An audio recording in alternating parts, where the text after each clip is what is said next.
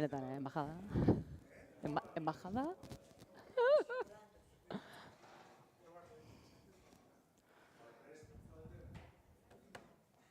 Ba? Eone, segundo bate? Eone? Prest gaude? Bai. Vale, bai.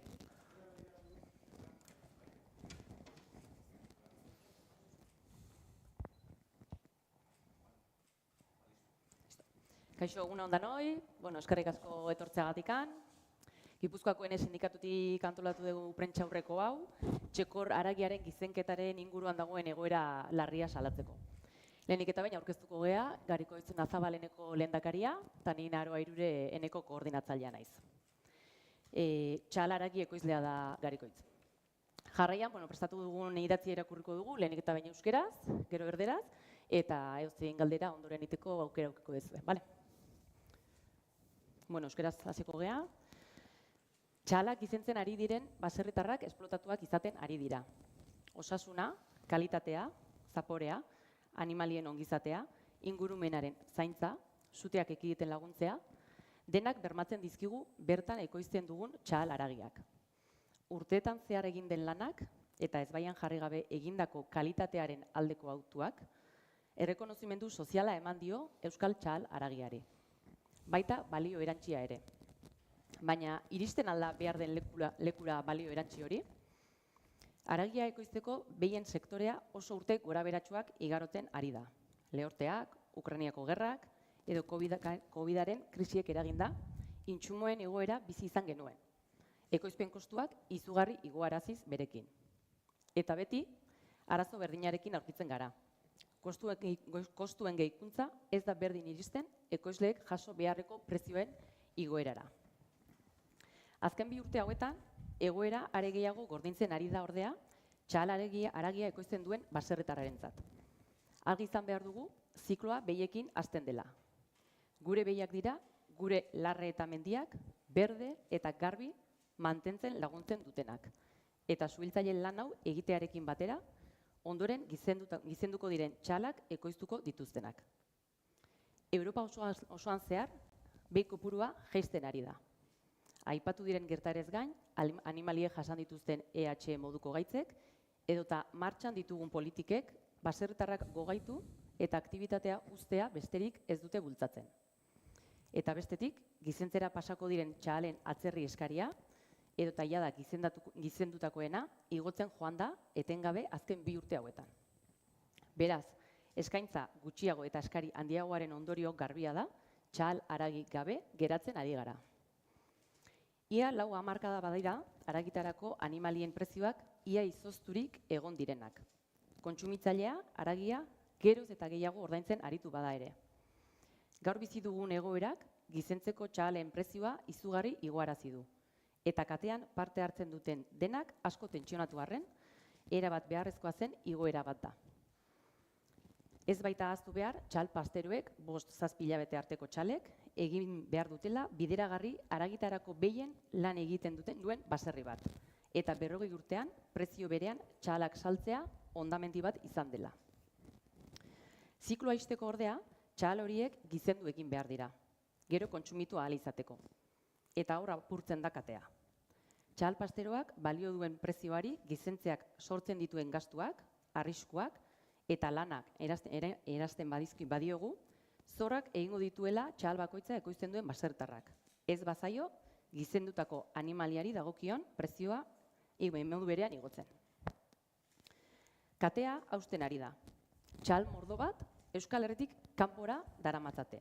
Tratulariek Euskal Haragia baino gehiago ordaintzen ari direlako edozein lekutan.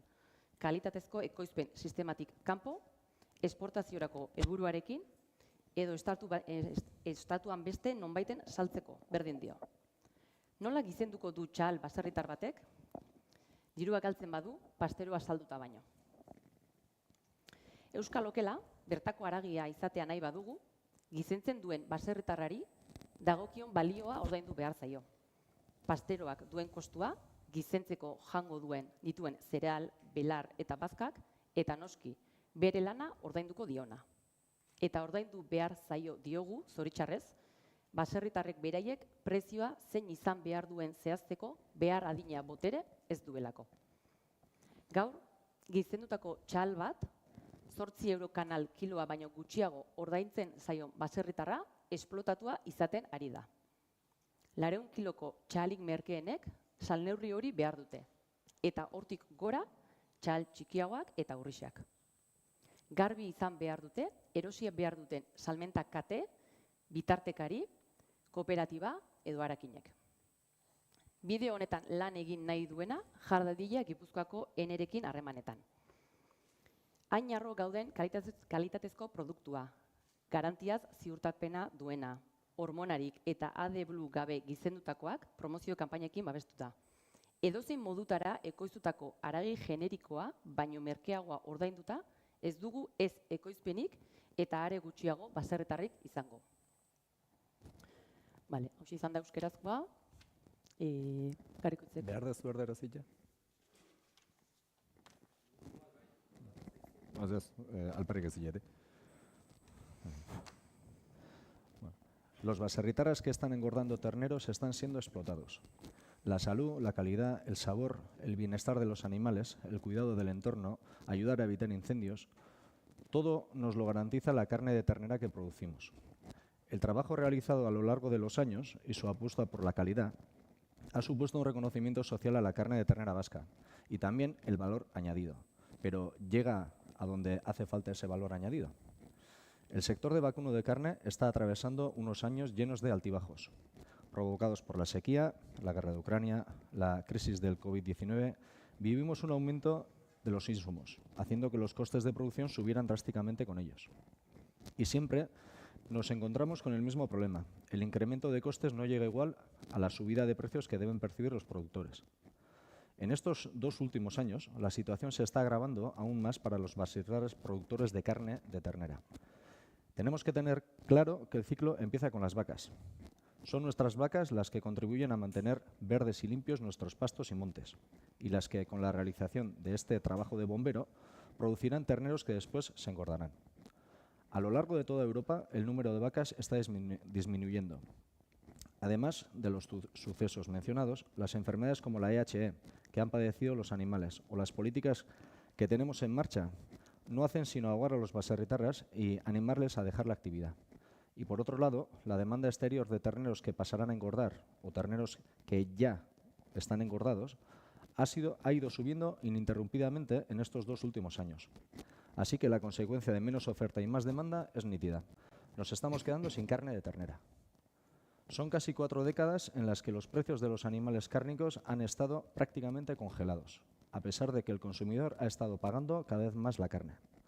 La situación que vivimos hoy ha hecho subir drásticamente el precio de las terneras para engordar y por mucho que se tensione a todos los que participan en la cadena, es o ha sido una subida absolutamente necesaria. Porque no hay que olvidar que los pasteros, terneros entre 5 y 6 meses, tienen que hacer viable un caserío que trabaja con vacas de carne y que la venta de terneras al mismo precio durante 40 años ha sido un desastre. Para cerrar el ciclo hay que engordar esas terneras para luego poder consumirlas y ahí se está rompiendo la cadena. Si al precio que cuesta el pastero o la ternera de 5 o 7 meses le añadimos los gastos, los riesgos y el trabajo que genera el engorde, el productor hará deudas con cada ternera, si no se le hace la subida de precio correspondiente. Se está rompiendo la cadena. Cada vez más terneras están siendo vendidas a los tratantes que luego llevan fuera del País Vasco porque están pagando más que la carne vasca en cualquier otro sitio, fuera de los sistemas de producción de calidad, con el objetivo de exportar o de vender en otros mercados del Estado. Da igual. ¿Cómo va a engordar una ternera, un baserritarra, si haciéndolo pierde dinero o o gana más vendiendo el pastero? Si queremos tener euskaloquela, carne autóctona, hay que pagar al baserritarra que engorda el valor que le corresponde, el coste que tiene el pastero, los cereales, hierbas y forrajes que se comerá para engordar, y también el valor de su trabajo. Y decimos que hay que pagarle porque, desgraciadamente, los propios baserritarras no tienen el poder suficiente para determinar cuál debe ser su precio. Hoy por hoy, un baserritarra al que se le paga menos de 8 euros el kilo de canal, un ternero cebado, está siendo explotado. Los machos de más de 400 kilos deben tener ese precio mínimo e ir subiendo para los que sean más pequeños, y las hembras siempre de más calidad y valor vayan incrementando el precio. Las cadenas de distribución, intermediarios, cooperativas o carniceros que tienen que comprar una ternera deben tenerlo claro. Todo aquel que quiera trabajar en esta línea puede ponerse en contacto con Ene Gipuzkoa. Un producto de calidad del que estamos tan orgullosos, con garantía certificada, engordados sin hormonas, sin AdBlue, patrocinado con campañas promocionales, pagando nuestra carne más barata que la carne genérica producida de cualquier manera. No tendremos ni producción ni mucho menos baserritarras.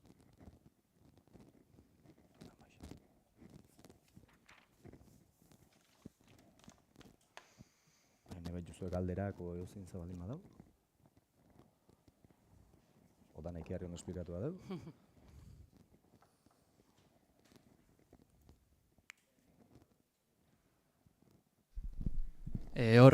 Azkeneko zean komentatzen duzute, Igor Baigorri berri egunkaritik, baserritarrek behien prezioa zin izan behar duten zehazteko beharra dina botere edo ez dutela. Horren gaineko pixka eta azalpenik edo irakurrieten ene bai sortu zaitola zalantza bat, horri buruzko zehaztapenik edo. Sektore oso berezi gehala nabarmena da, ez?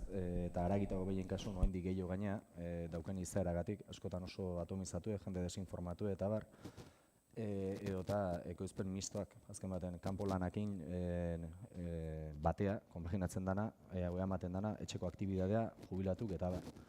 Berezitasuna aipatzen dez zerbaitegatik lei dela kadena alimentaria eta hauek martxan jarri dienene, osea legeak finen esaten donadek ekoizpen kostun azpitik ez daula saltzeik. Hoi lege batek esan behar izatea berez de hor dago. Orduan, zehati da, benetan gure produktua eositen zaiulako eta jendeak oso kapazite gutxi daukela produktuen prezioa defenditzeko. Eta zoritxarrez egituratuta daren zenbait taldetan arazo berdin ikusten eta horregatik aipatzen die kooperatibak. Zehati, badakit berez absurdo bat ematen dola, baina baserritarra ez beste guztik die txalan prezioa markatzen duenak. Eta oain, horren adierazgarri gaunina iruditzen zait, da nik uste gaur tika eta behar den mezuik garbina dela, kalidadeko ekoizpen zertifikatu dauken ekoizpena da hemen daun eune esango genduke, ziurtatuta ez dela ibiltzen ez hormonaik, ez dela ibiltzen AdBlueik esaten den bezala ureaik gizenketan, forrajeek, osea, kalidade zinobeko produktu bat ekoizten dugu, eta estadu guztiko lonjatako prezioak ikusi, eta hemen baserritarra txekorra zenbaten saltzen nahi dien, eta zenbait harakin distribuzio zentru, zenbat ordaintzen nahi dien txekorra, parekatuta dau, desoreka diferentzial bat egon beharko lukenen. Eta aldiz, aste honetan bertan ikusten gondun, estadu mailan bai babestukotako ziurtagirikin, IGP-ekin, eta bar ekoizten dien zenbait produktu dauzkaten preziok, eta Euskal Haragie erabat deskonpensatuta gelditzen aira, ez? Eta orduan, horrek dakarkina da, txalak izentzai guzten nahi dela jendea, etenik gabe. Eta geuz da haragi gehiago, geuz da animali gehiago, bai gizendutako gizan edo gizentzekoak dienak, martxa jena izizkio. Eta animali gabe gelditzen nahi. Eta orduan da bai deialdi bat, eosi behar duen nahi, garbi euki dezaten, zati hori eosi iten duen, baina saldu behar duen aire, eta mai orduan bai baserritar ere deialdi bat, prezio defenditzeko, txekorrak asto balio duelako, ean lana balio dolako, eta, ez dakit, empoderatzen lan bat egin barra dolako, nola baitxezateko.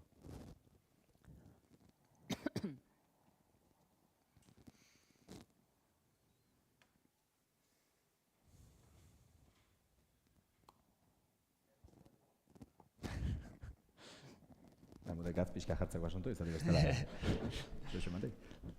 Hori, komenta bezu atzerrira esportazion kontu eta ez dakit hori fenomen hori noiz hasi izan edo pixkat azken 2 urtetako zerbait dan edo eta baita ere ez dakit portzentajeik edo badukezuten edo pixkat lurreratze aldea edo hori zifretan jartzeik etxal kopuru hori atzerrira bidali aldana edo eta ze herrialdetara edo bidaltzen dan nagusik.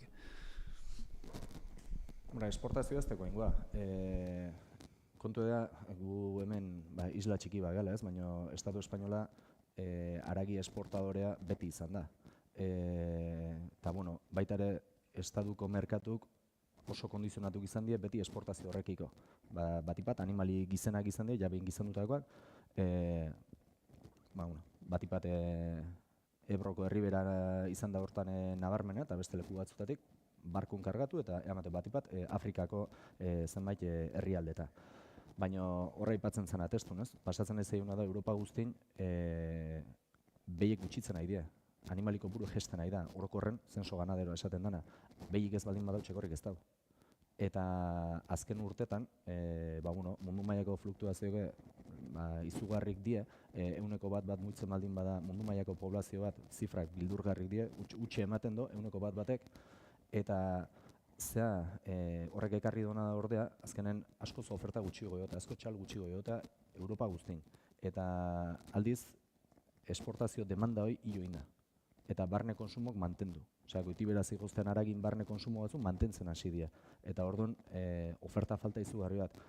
Estatu guztin orduan, merkatuk logika baten barrun reakzionatu egiten du, eta pertsio egoerak ekartzen ditu. Ulertezina dana hemen ze kristo pasatzen nahi dan. Hoi da azken baten hemen nolabete salatzea etorri geana, ez? Estadune tira da momentutik bertako txekorretik tira egiten du. Eta harri-harri jentzaiuna da, osea, merkatu generiko horta, bideratzen diela gure animalik balio erantzi bateko ibarku luekenak ekoizpenen ala daukealako, ez? Orduan, zenso hoi 8 bat urtetan Europako zea bada, baina ez behi bakarrik izan da, totala da, ia 20 milioitan gutxitu da, 8 urtetan. Hoi, astakeri bada. Eta, klaro, demanda hoi jotzen da neinen, ez da guaingo fenomeno bat, baizik eta igual egoerak indartu egin dona, ez? Zati lehen esportazio gelditzen bazan estatuko prezioak blokeatu du jetxitzen zien, eta berdaku beste merkatu baten ibiligea nola baite horren, deitu beste liga bat, nola baite. Balio erantxe, beste merkomerzializazio bat, euskal okela, beste prestigio bat, beste zerbait. Eta guain ordea, kanpon diru gehiago egiten doan ontza birat izango zea. Eta azpimarratu nahi baita ere hoi, berez, txekorra ematen nahi da igoera hoi, ezinbeste bat oso importantea zen. Zati, ez da esagerazio bat, 5 hilabeteko txekor bat, 6 hilabeteko bat gizentza sartu behar dana, batzuk izendu jaituzte eta bestatzu saldu jaituzte. Prezio berdin esaltzen da 40 urtetan, hoi ez da posible. Zati horrek azkenen kondenatzen da baserritarra, beti volumen gehiokin lan aitea, zifra berdinetara iristeko. Eta orduan, horren mandi igoera bat, igual oso era azeleratu baten, 40 urtean inbertzana, pixkanaka, baina ez da hain. Kontu da, hoi, gizendutako animalin preziota ez dala trasladatzen nahi. Orduan, txekor pastero balio baldin bado, doble. Ahi baldin behizketan, 700 euro balio izatetik, 600 izatetik, 1200 izatea pasatzen dela. Eta gizendutakoa, naiz eta euro bat gehiago kobrau, diru galtzen naizea.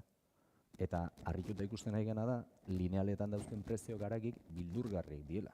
Eta hoi baserritarrak ez do kobratzen. Orduan, haraki eguitzan nahi baldin badeu, garbi eduki behar bai distribuzioak, harakinek edo eta igualtzait kooperatibak haraki erosi behar duen guztik, otokatzen den prezioa batzen da, balio erantzi horrek, kalidade hori, tokatzen den prezioan ordentzitu baserritarrai, hoi ikusten nahi bezala, haraki gabe gelditzen nahi gala. Eta aurten gudaizkena horrekin nabarmena izango da. Lehengo negue ja potentea izan zen, eta aurten oain gehiago izango da. Zati gaina, ikusten duzu prezioak eta daunen hortan sektoren ez daula animoik. Osea, jende ez da ganau gehiago jartzen hasten, ez da gaztek inkorporatzen hola eta hola. Orduan, garbi dauna da, zein beharko dan, ez? Tokatzen dana pau. Hitz baten esan da.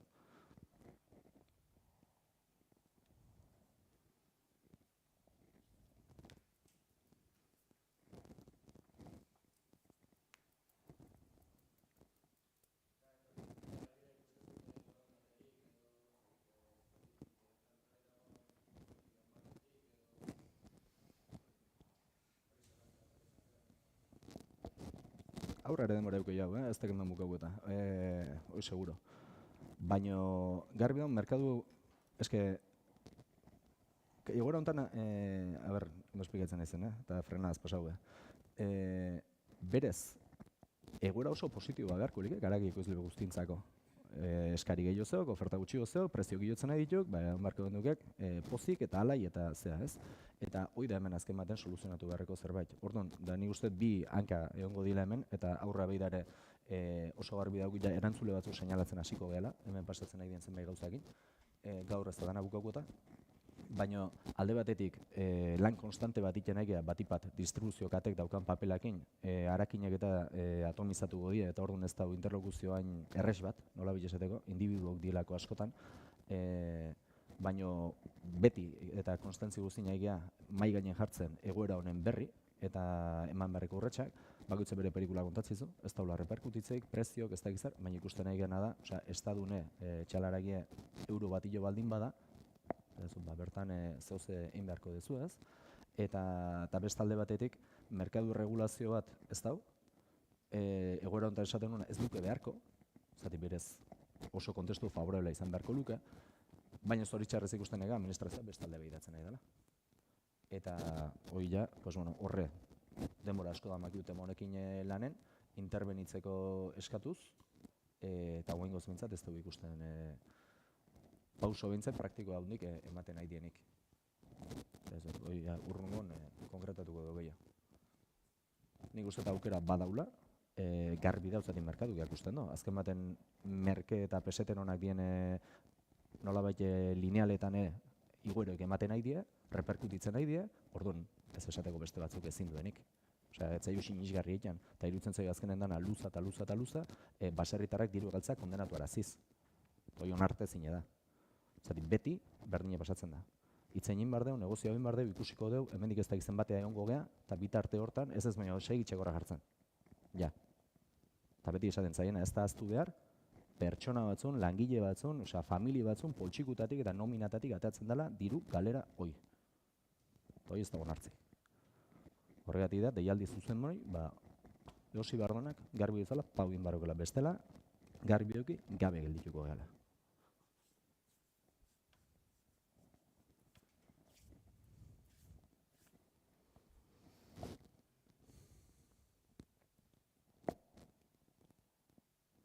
Listo? Venga, eskerrik asko. Eskerrik asko.